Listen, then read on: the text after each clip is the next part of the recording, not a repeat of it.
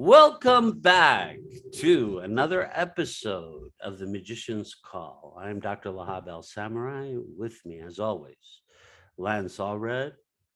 And we are back.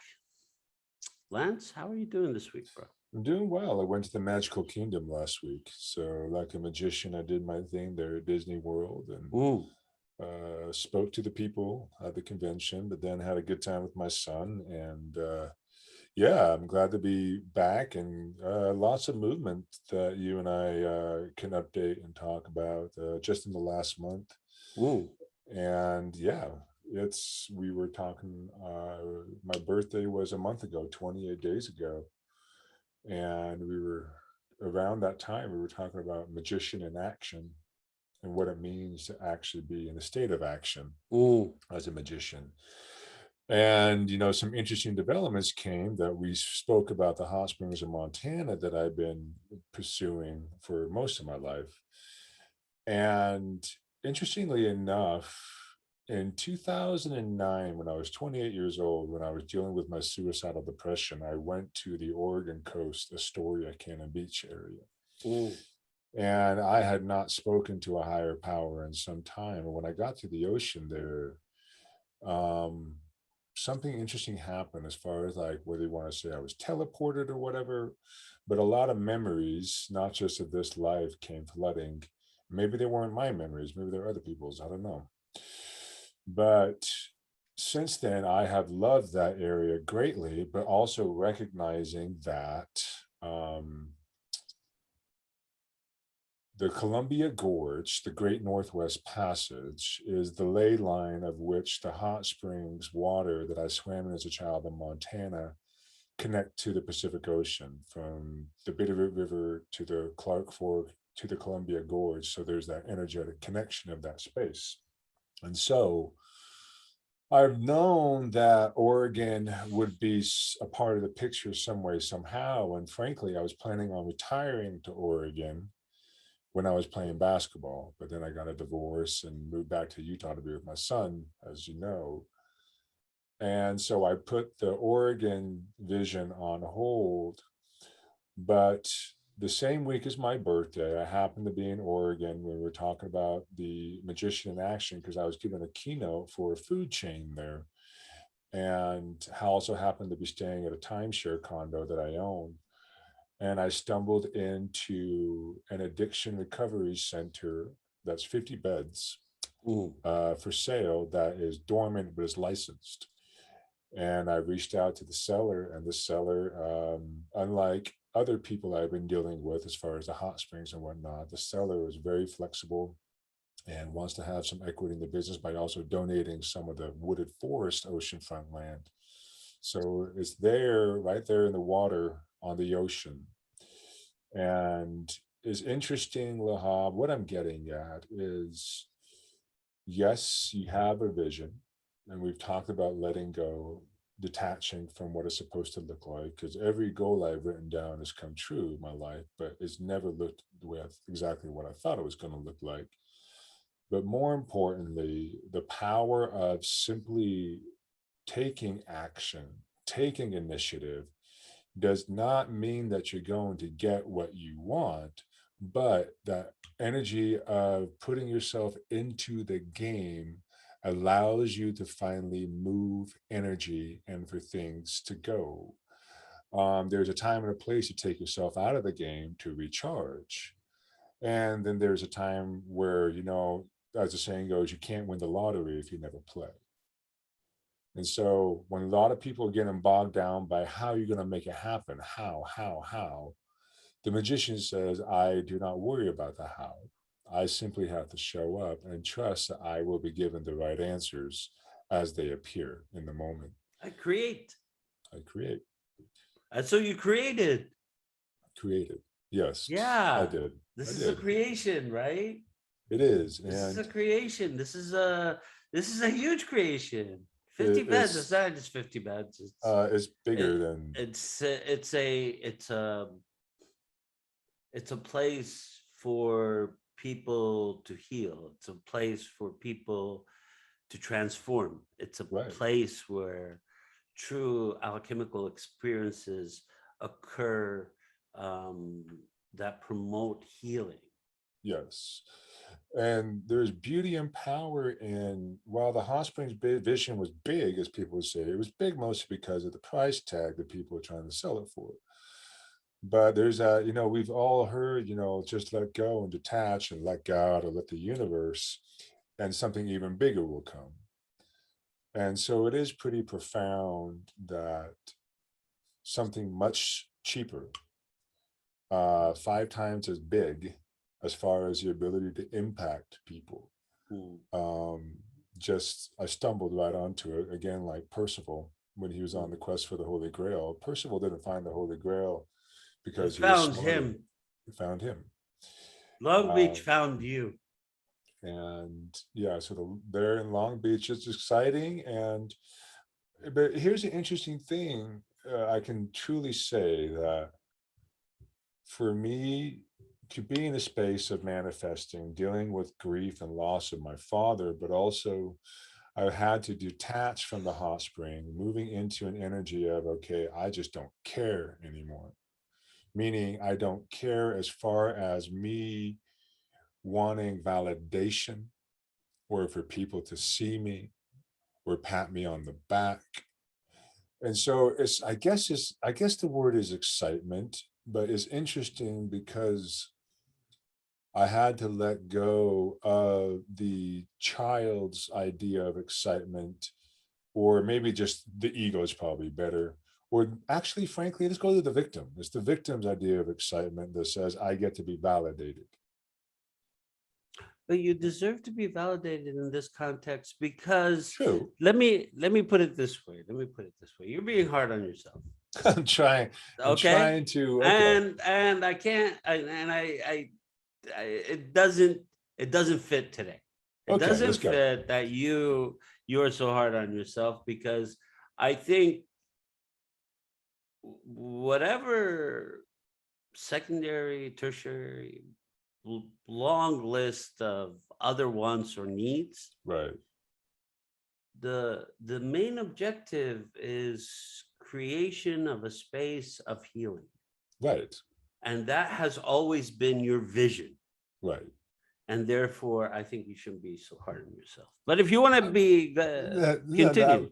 but what I'm getting at is I am excited, and it's interesting because what I'm trying to do is admit that while in the past there was the vision of wanting a space of healing, spite has always been a great motivator for me.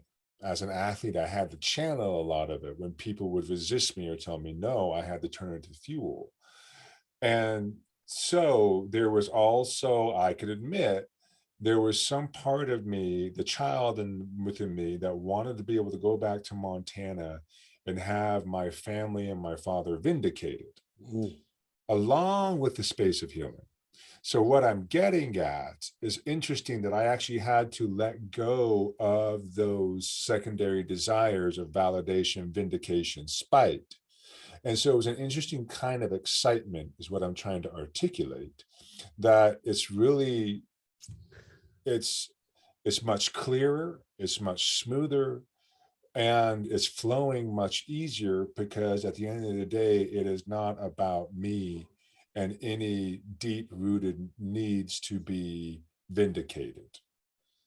And so that was the sacrifice. We just spoke about sacrifice last time, that I had to pay to stumble into a new arena where it's actually going to be bigger than I ever imagined. What is the saying? It is bidden. Yeah, It is bidden.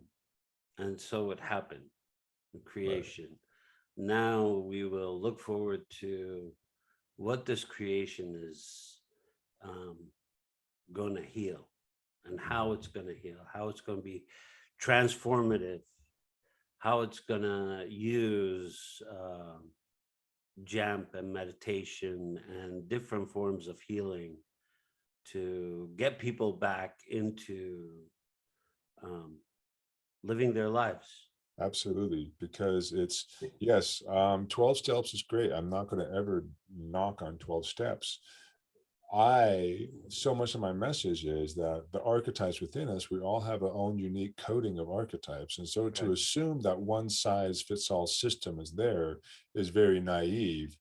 And so the space is about healing the trauma, Ooh, which is the underlying root of the symptom.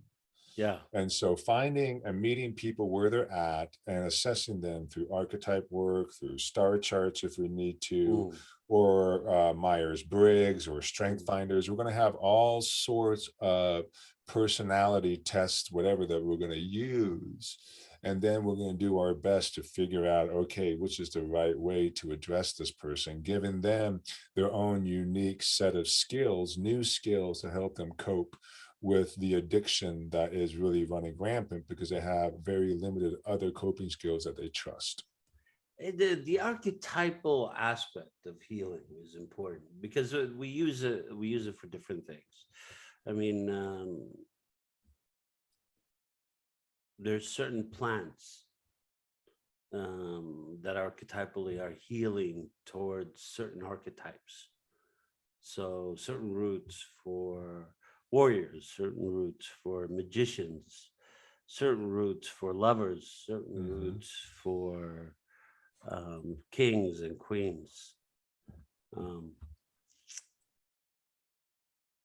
and Absolutely. so each person's um, ailment is of an archetypal nature in itself.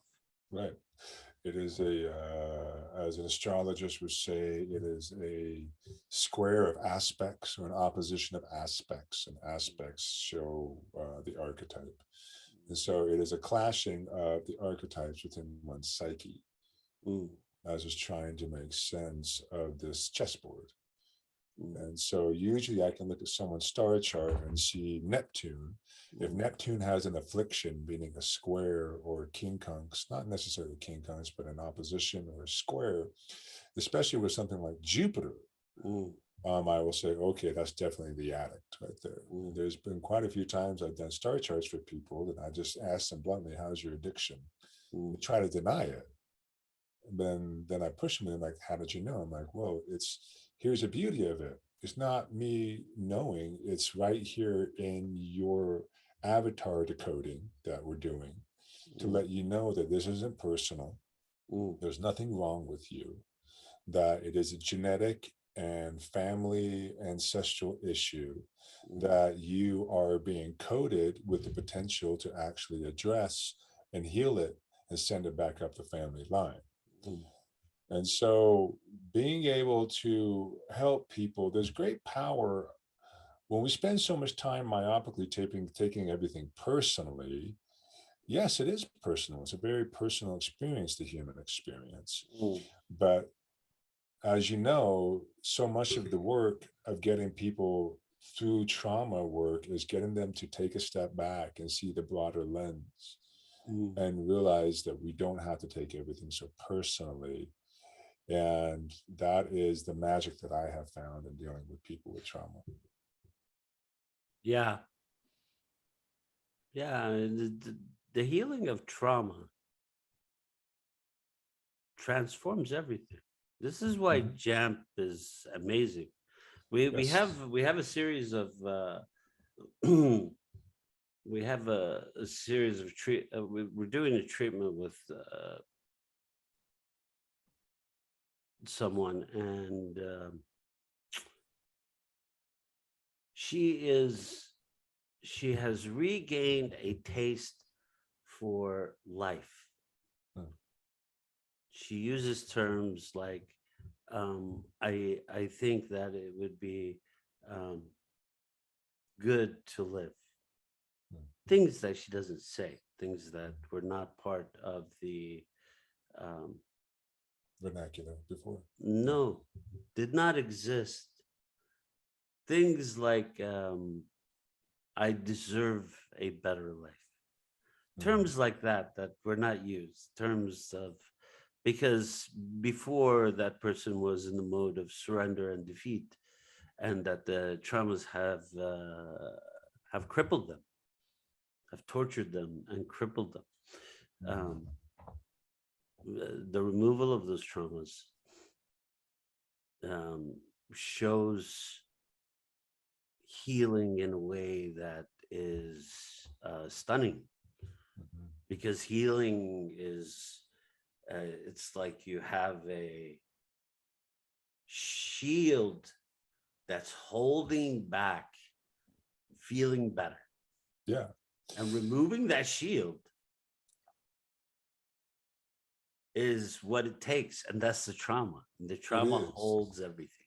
It does. Let's use an athlete's experience that when we ice our body and when we do our work to numb the pain, there's two types of numbing. One is distracting yourself, another is removing yourself from the pain so that the physiologist would tell you through all these top trained people I've worked with that we numb because the less pain the body feels, the quicker it will heal.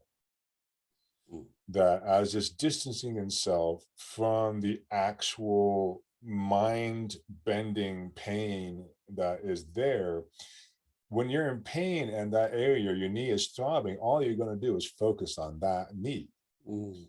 But when you numb it with ice or whatnot, and it gives you just a minute of reprieve, not only mentally are you able to focus on other things, but your body is able to relax, which allows blood flow Mm. from equally distributed around the body, and that helps it heal faster.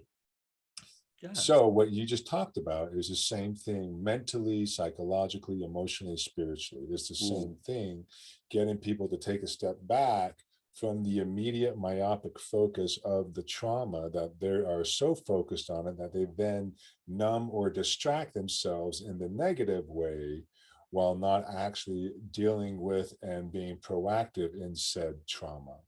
And so, again, the athlete, I can take painkillers and check out from pain, or I can put some effort into numbing my pain and have the discipline to sit in an ice cold bath for 20 minutes. But after 5 minutes, it feels great because the pain is gone. The first 5 minutes are sheer agony because it's freezing cold.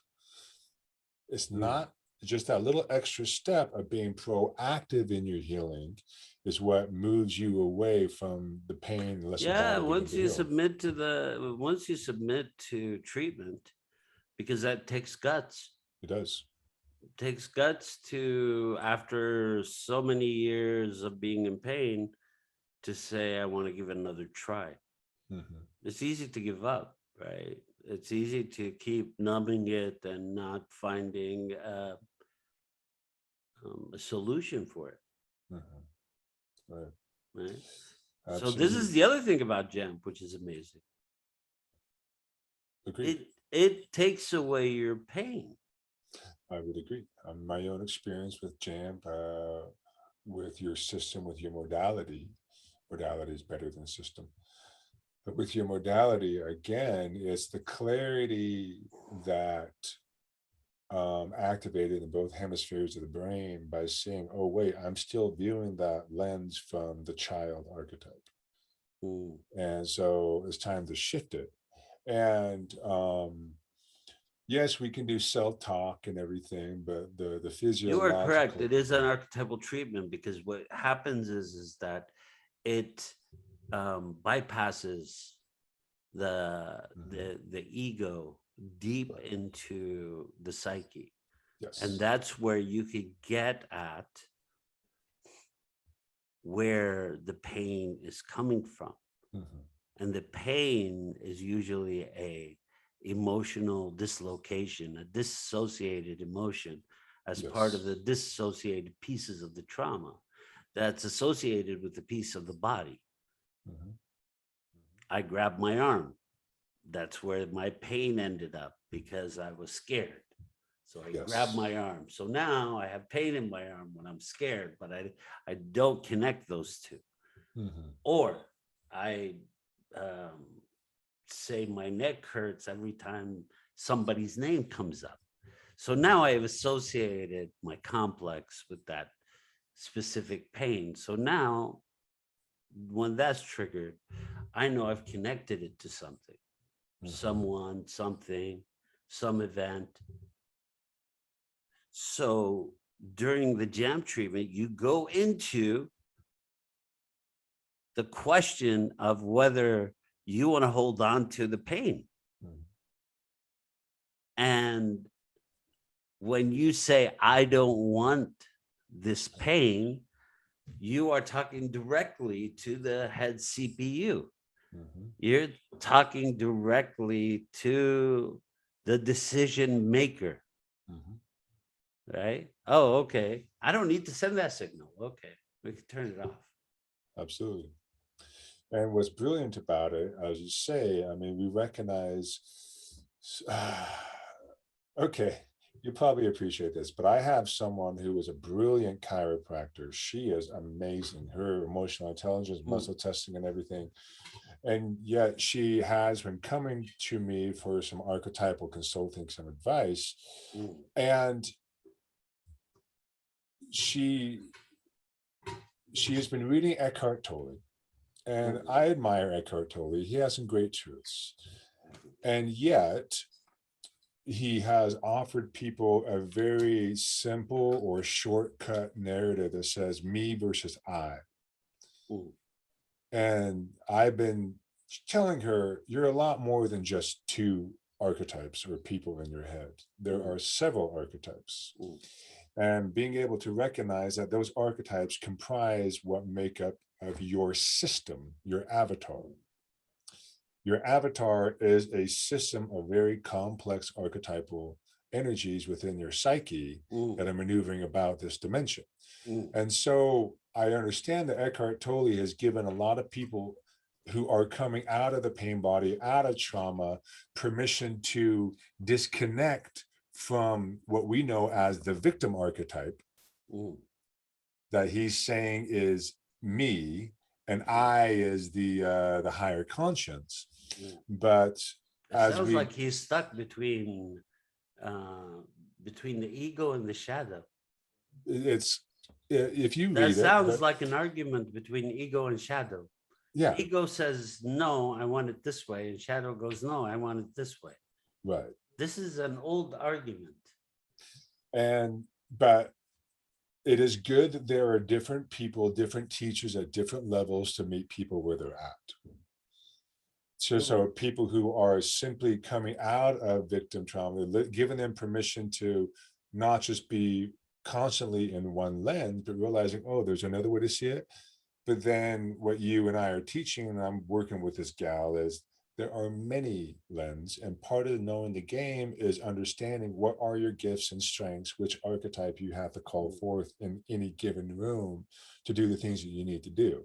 mm, But the beauty about the magician is simply just being the magician while not being a chameleon, but channeling. Because again, we've talked about in past episodes, the magician is the one that is able to entrench himself with any archetypal group and help that group have a little more magic fairy dust sprinkled on it to achieve a goal of what they're trying to do.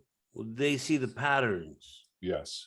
They're the ones who recognize the patterns, and they recognize the patterns and they know how the patterns are supposed to be laid out.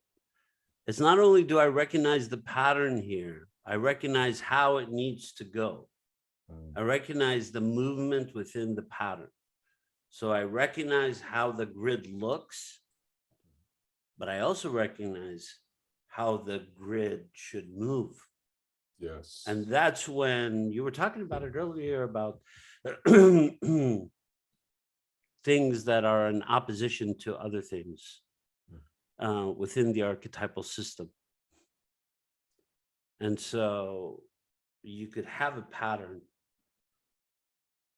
the way the archetype wants to move, Mhm. but there's opposition within because there is a um, war between ego and shadow.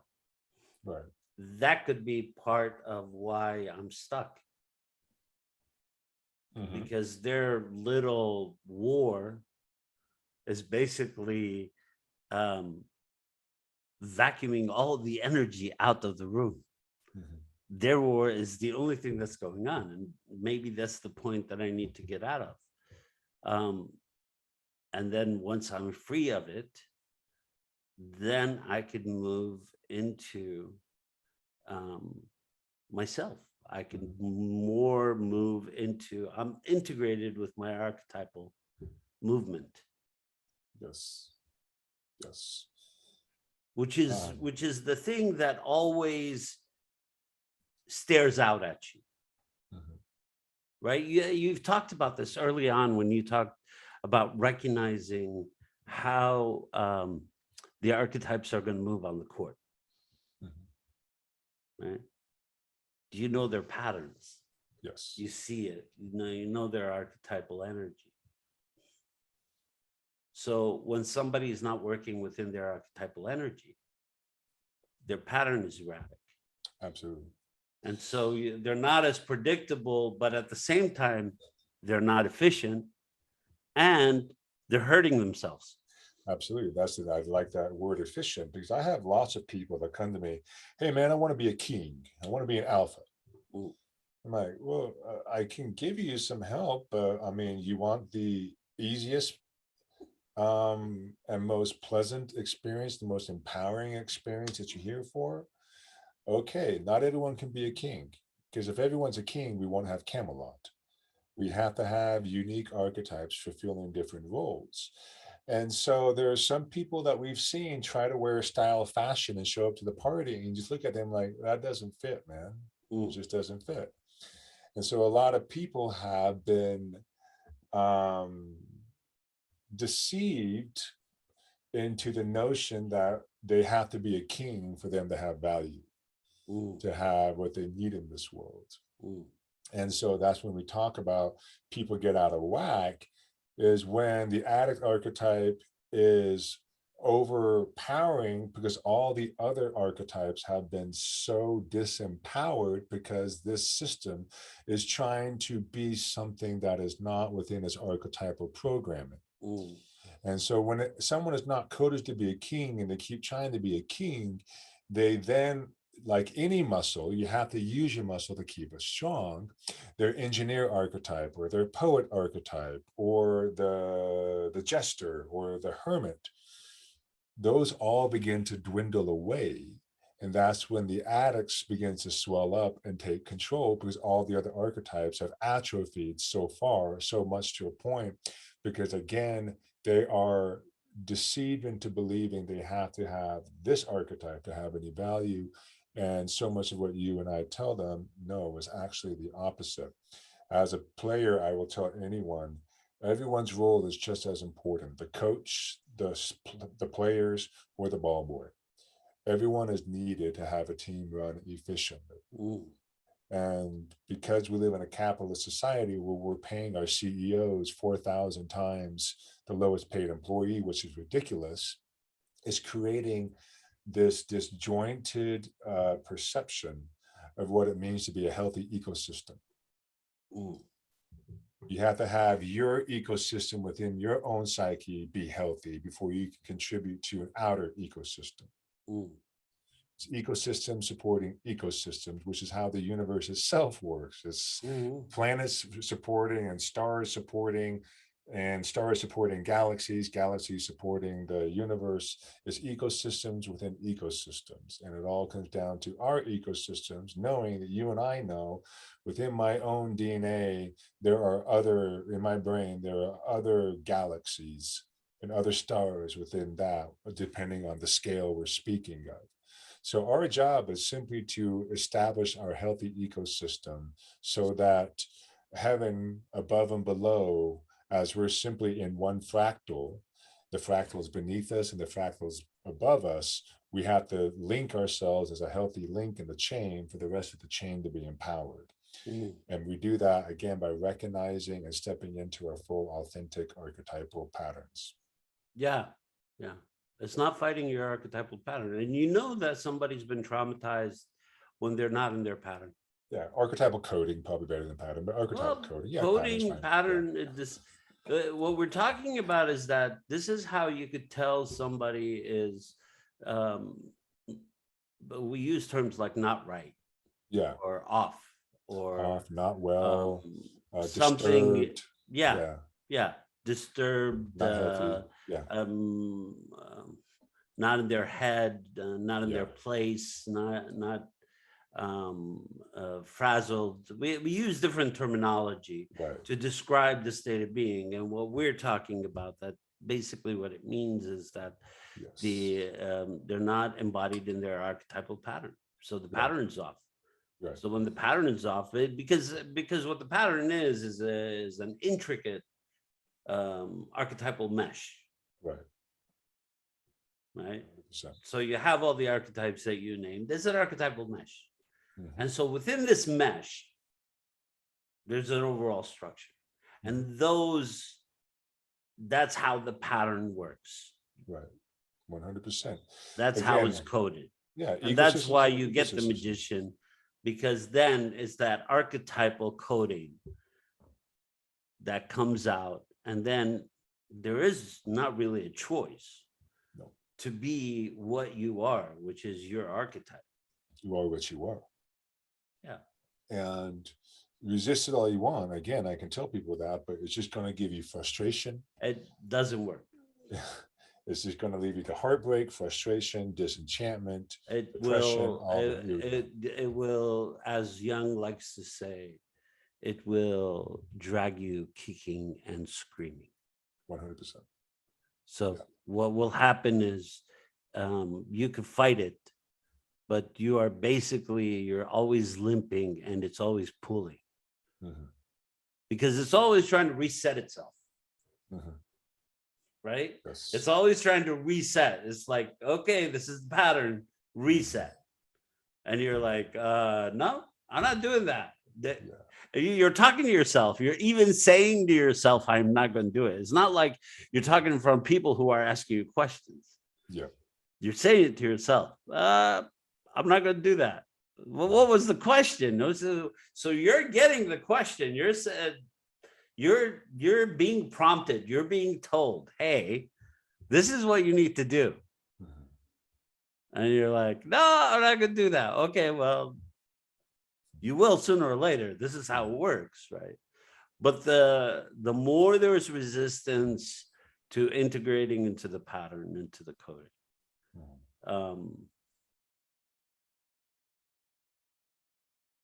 the more illness there is. Mm-hmm. Yes.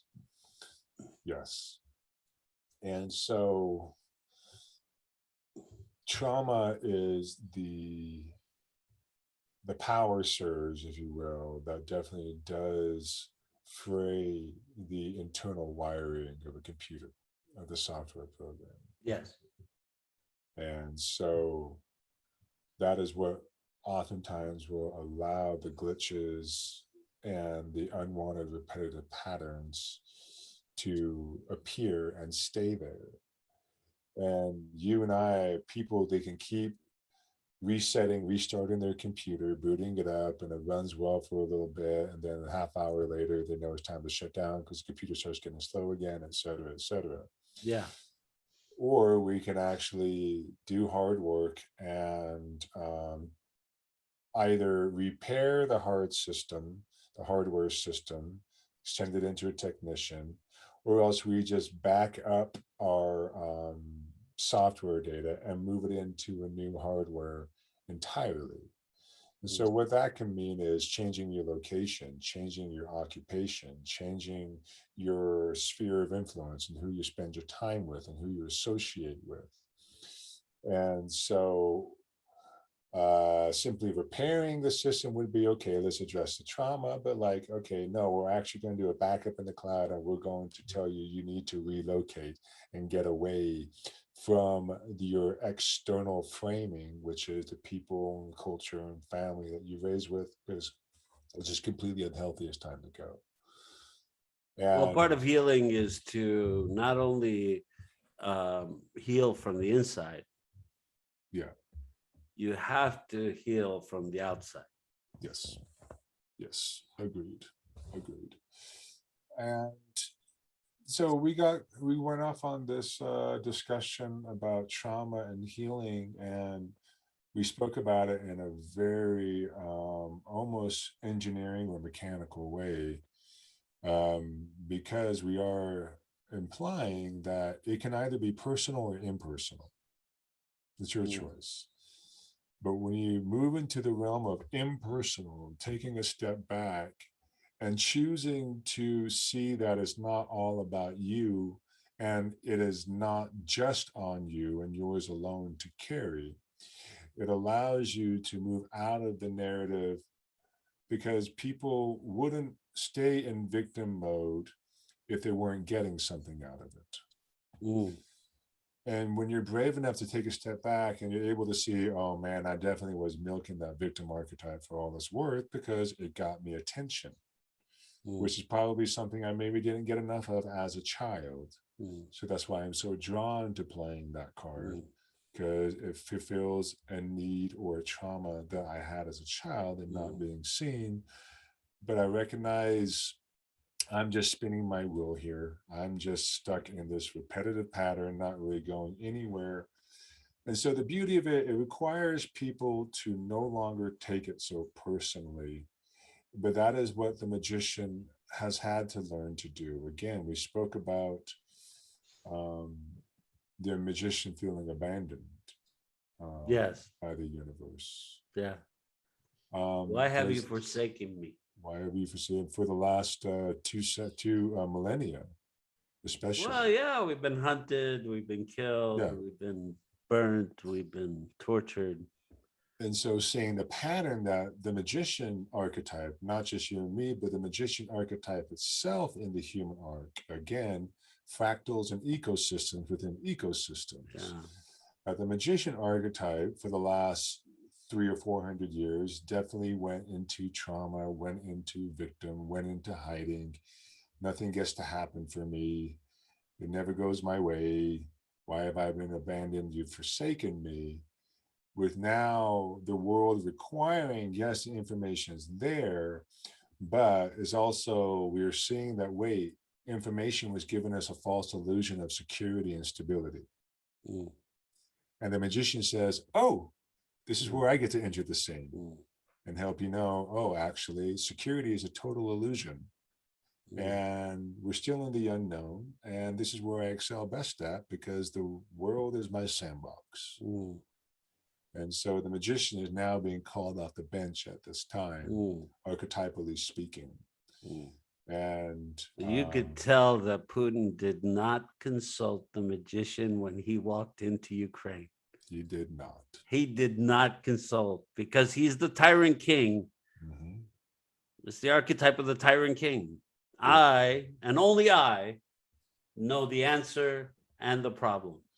And And therefore, I will solve it in the way I see fit, which is unfortunate because yeah, then it's like looking through the hole, and all you see in the room is through the hole. yeah. That's all you see. You don't see the rest of the room. Right. So it's pretty comical because Putin is two iterations behind, meaning he's still stuck in the force narrative where everything can be solved by force. Mm, The last 20 years, especially, maybe 30, since the fall of the Berlin Wall and the rise of the internet, have been, oh, everything can be solved with data and information. yeah. And so he's two generations behind, Mm, trying to retroactively reverse it by saying, aha, now's my time to reinstall the iron fist. Force is might is always right. yeah. But then, no, because information is still so strong that it's now countering, but like, okay, where are we going to go from here? Because, okay, these ancient or outdated metrics of power are trying to come back and reclaim. And this is a huge opening energetically where the magician says, okay, there are people who are actively resisting the tyrant, but they're looking for a leader and they're realizing, oh, we're looking for our leaders because we think our leaders are people that have money, because the law of attraction says, oh, if you're wealthy, it must mean because you're still spiritually intelligent and woke. And we're realizing too, oh, that's not necessarily the case, especially with the pandemic and COVID really throwing the data analysis narrative through a loop, because again, it gave people the illusion of control. And so while we're resisting the might is right energy coming back, the magician has a beautiful opportunity to step up and lead, giving people skills within their own framework. Really, the magician, all we do, we're not really here to save anybody. We're simply just empowering, if not activating, the archetypes within other people's systems to step up, because that's the Well, piece they're missing. former Soviet Union, they crushed and tortured and hunted the magicians Oh, because the absolutely. magicians were um, seen as um, people who can Ask bring questions. down the system Absolutely. because they ask questions. Mhm. So they had the gulag and they would send you to Siberia and they would torture you and they would watch you. And it was like generational. And since the fall, and falls in archetypal movements don't come just because. Mhm. They come because the balance is off. Right. The balance is so tilted to one side that Mhm. that side will crash the car. And eventually the warriors in the group crash the buggy. And so it's split up into different pieces. Right. Right? Mhm. The magicians reappeared in those creases, in those different pieces. Mhm. And they're the ones who have been slowly kind of moving things around. Yeah. You join NATO, you do this, you do that, you go over here, you make an ally over there. Agreed. And Agreed. so today's action, or yesterday's, or the day before's, when he decided to walk into through the peephole, because all he could see is through the hole. He did not Mhm. go to a magician and say, hey, Nope. what do you think if I sent like 200,000 troops across the border? He did not go to the person who could see the board. Mhm. Nope, because the tyrant is a very simple one piece on a chessboard, but all they see is what's immediately in front of them.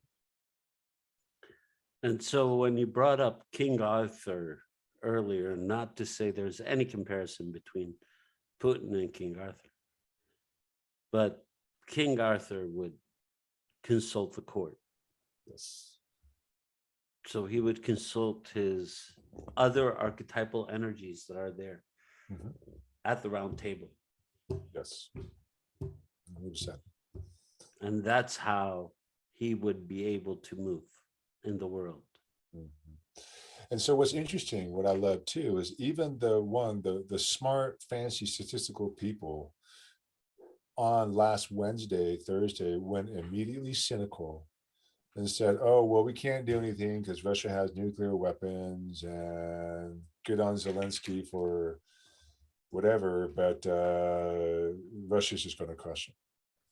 That there were so many people that were so cynical and skeptical, but what really has happened, and not making light of war, not making light of people dying, but it's a beautiful thing of seeing the beautiful fool rise up that says, yeah, they have a massive military, but I'm going to resist. Why?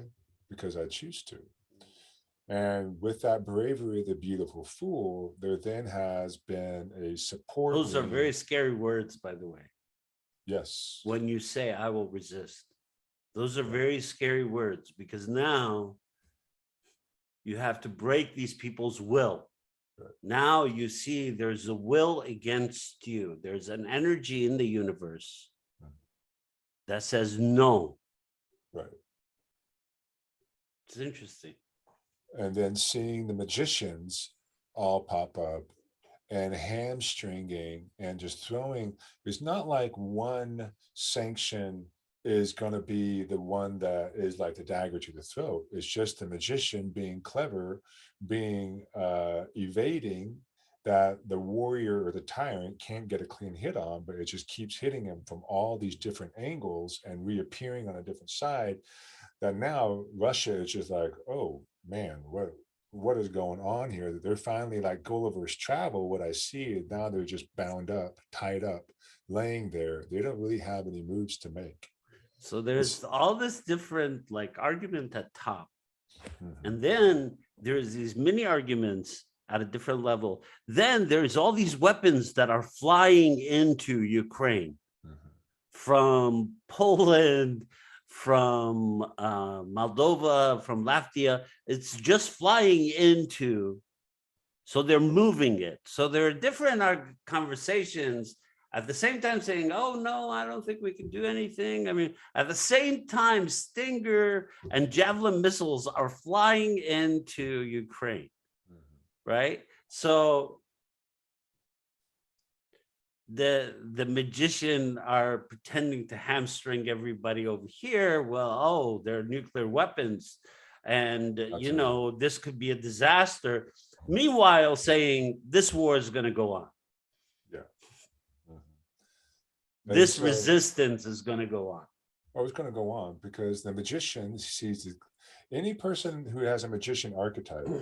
It's just looking at the chessboard and saying, what did he possibly think was going to happen? Learning from Vietnam, Afghanistan, Russia invasion, and then our issues with Afghanistan and Iraq.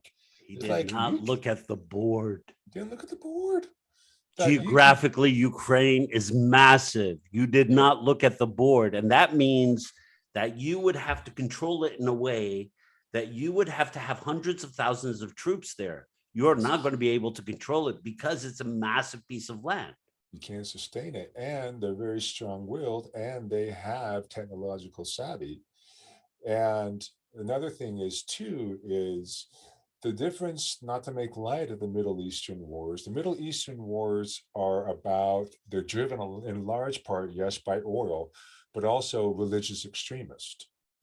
Ukraine is simply about, this is our land, this is our home, and Well, we want to provide extremism for could self. rise in different denominations. It could Absolutely, rise in 100%. religion, it could rise in philosophy, it could Yes, rise in patriotism, it could rise in it rises in different ways. And the Russians, um, what they don't see is what they missed is there's a lot of small nation states around there that yes. were crushed by them. Mhm. Now they have a chance to give them a black eye. So Yes. they're going to be entertaining ideas of fighting. They, it's a hornet's nest. It's like it reminds me of World War II when the Germans decided they were going to send tanks into Russia. Yeah. I mean, like, That's yeah, the that. Germans didn't learn from Napoleon. There's two No, things no, no, you'd never no. invade But Russia in the wintertime. nobody learned from Napoleon because they went into Afghanistan. They did the Yeah, same thing. absolutely. Napoleon, this all of them were defeated in Afghanistan. There is But no great nation state that was able to occupy Afghanistan.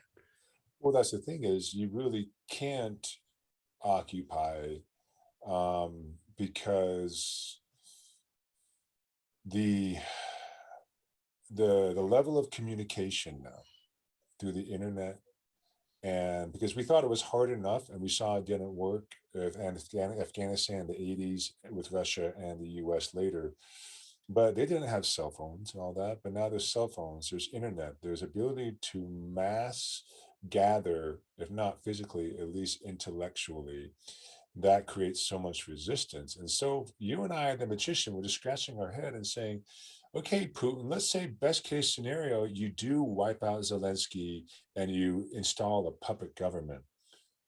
Suddenly all the Ukrainians are I just don't going to be think he's okay going with to it. survive it. I don't You think said he's going no. to survive it. I think it's a tactical disaster class. Yeah. And so the magician in me right now is loving this. I'm not loving that children and women, innocent people are being slaughtered, but I am loving the swan song of the despot, the tyrant energy trying Yeah. to give itself one last hurrah and going out with a massive whimper, which I believe will usher in a very new global general agreement of it is time to move past national ideology and that we really are a collective world. The fact that so many people are coming to Ukraine's support, honoring each people's right to self govern, I think is going to usher in an entirely new chapter for humanity. And that's why I'm loving this. Yeah. Yeah. It's a it's a very interesting time archetypally. It You could is. see it, you could feel it. And we will keep our eyes on it as we wrap it up. I'm glad we got to this point because it's exciting, it's scary, it was really sobering, but um, I'm greatly encouraged uh, in this experience of where we're going as a human race. As soon as he did it, usually I have apprehension when, when they were building forces against Iraq, I had apprehensions that this is going to go really bad, and it's still Mhm. going bad. It hasn't stopped. I had apprehensions about people going into Afghanistan, the US going. I was like, Agreed. why do we want to go into Afghanistan? This is a terrible idea. Yeah. And but when this guy mounted forces, I could only think, I was like, he's this is a terrible strategic mistake. Again, the magician, yeah, like no one asked me, no one consulted. Anyone asked the magician, and you're right, he did it. Like, he did not ask, he did not. And usually this is how bad, because you did not see the board. Didn't see the board. And so the magician in us is loving the hubris of the archetype of the tyrant, thinking that it could continue to get away, and us seeing a new age after the last 1,000 years, especially the magician being hunted and seeing its hunter fall on his own Mm, sword. yes. The balance needs to rise in the world. Mhm. Archetypal balance needs to be regained. With that, we will be back next week. Mhm. I am Dr. Lahab. This is Lance Allred, and this is the Magician's Call. Lance, you want to say goodbye? Yeah, let's see you guys next week and have faith and trust that humanity is progressing. It is scary, it's sobering to see old World War II style military state invasions, but be encouraged by how quickly we have resisted it as opposed to last time. See you guys next week.